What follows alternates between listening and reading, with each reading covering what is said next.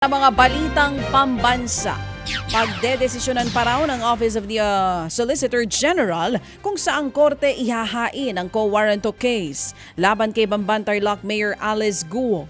Sa panayam ng programang ito, sinabi ni Solgen Menardo Guevara na bukod sa Korte Suprema ay pwede ring ihain ito sa ibang korte.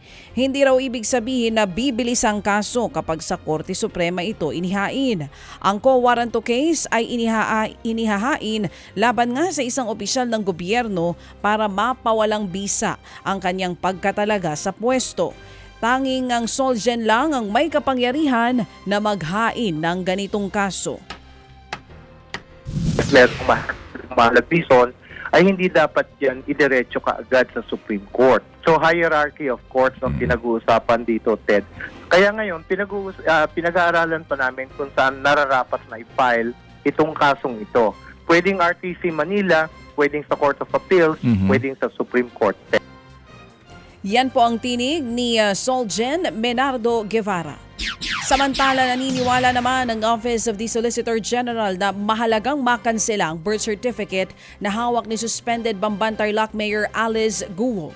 Sa panayam pa rin ang programang ito, sinabi ni Solgen Menardo Guevara na ang nasabing birth certificate kasi ang pangunahing depensa ng kampo ng alkalde sa mga katanungan sa tunay niyang pagkatao.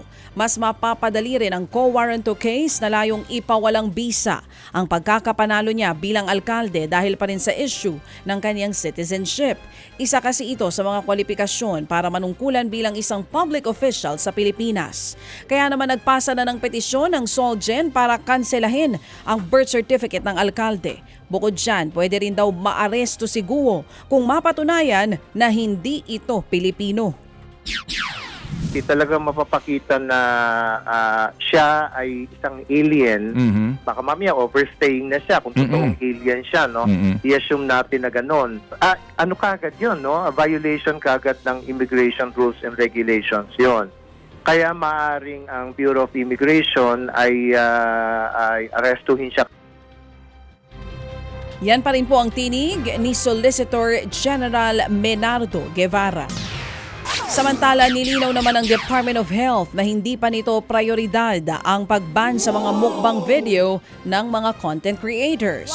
Nagugat ang mungkahi ng posibleng pagban sa mukbang videos matapos ngang mamatay sa stroke ang isang vlogger nito lamang Hunyo. Ang mukbang ay isang konsepto ng pagve-video habang kumakain ng sandamakmak na pagkain ang isang content creator habang ito ay naka-livestream. Ang giit ng DOH, mas prioridad nila ngayon ang pagpapalawig ng impormasyon.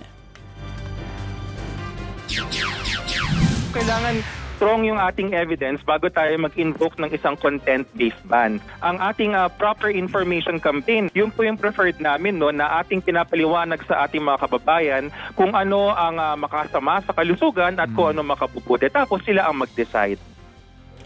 Yan nga po ang tinig ng Department of Health spokesperson na si Assistant Secretary Albert Domingo.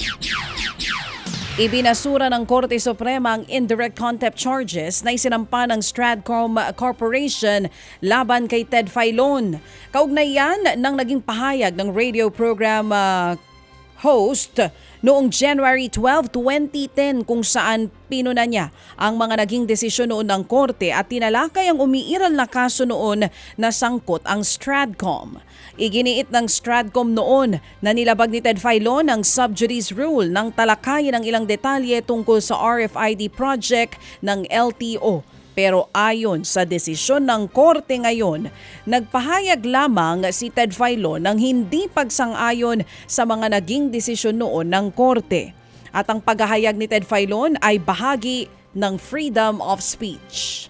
Ted Filon at DJ Chacha ngayon nasa Radyo 5 92.3 News FM Monday to Friday 6 to 10 a.m.